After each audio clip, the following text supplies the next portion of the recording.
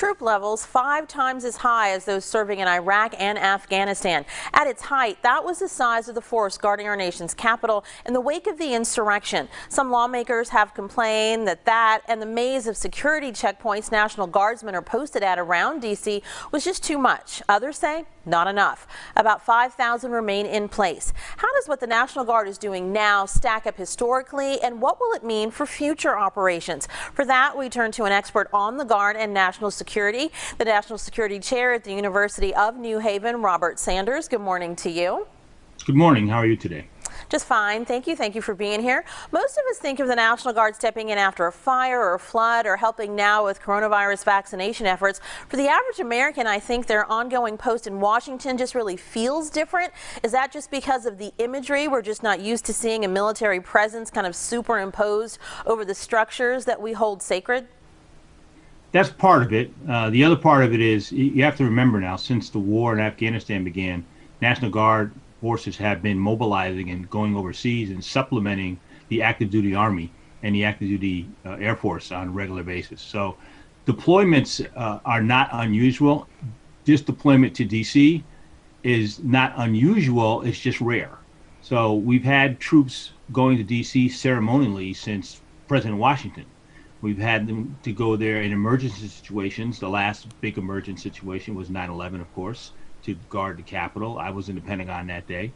And we've also had them to go for other matters, parades, etc. So, you know, it's not a new thing. It's just an unusual thing because it happens so rarely. So then when it comes to how the Guard has been used in the past versus what's happening right now, it's just that it's rare and may not kind of be in our muscle memory then. That's it. It's a rare occurrence. We like separation of the military from the civilian governance. When I worked on Capitol Hill, I wore a suit. I was an active duty naval officer. The visualization of lots of active duty military uniforms running around on Capitol Hill is perceived by many to be a negative.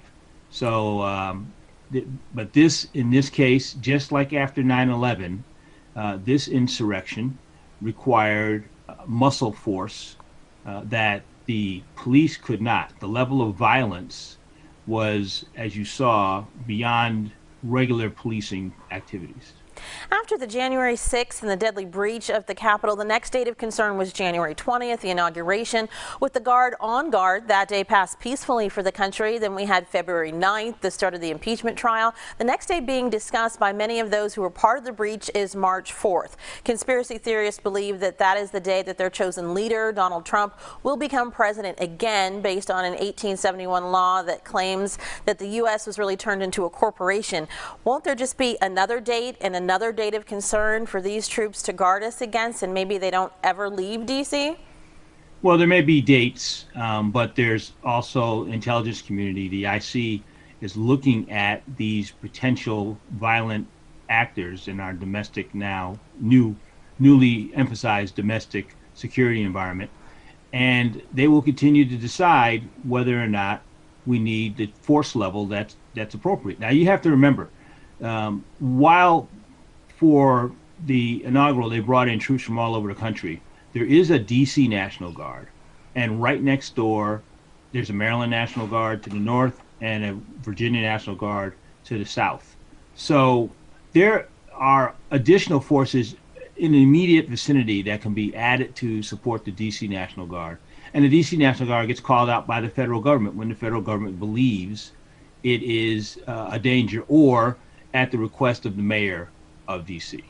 Well, we are definitely lucky to have them to call on in all of the situations. We all just have to kind of get used to this new normal and seeing them in those uniforms and what that will mean for us. Thank you so much for your insight today. You're welcome. And just one thing to remember, the FBI has told us that domestic terrorism, white supremacy, is the #1 threat in the country right now. So get used to it and also take it on. All right. Thank you so much.